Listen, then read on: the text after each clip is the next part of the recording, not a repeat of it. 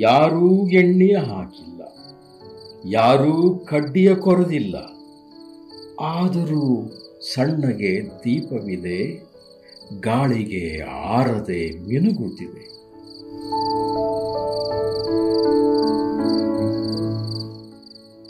ಸುಮ್ಮನೆ ಒಂದೆಡೆ ಕುಳಿತಿಲ್ಲ, ಅಮ್ಮನು ಕೈಯಲ್ಲಿ ಹಿಡಿದಿಲ್ಲ.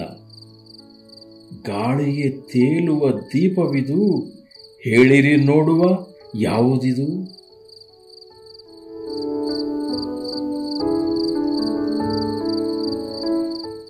ಕತ್ತಲೆ ಕವಿದಿಯ ಬಯಲಲ್ಲಿ, ಚಿಕ್ಕೆಯ ಮಿನುಗುವ ತೆರದಲ್ಲಿ, ಇರುಳಿಗೆ ಬೆಳಕಿನ ಮಣಿಯಾಗಿ ಹೊಳೆಯುವುದೇನದು ಚೆಲುವಾಗಿ?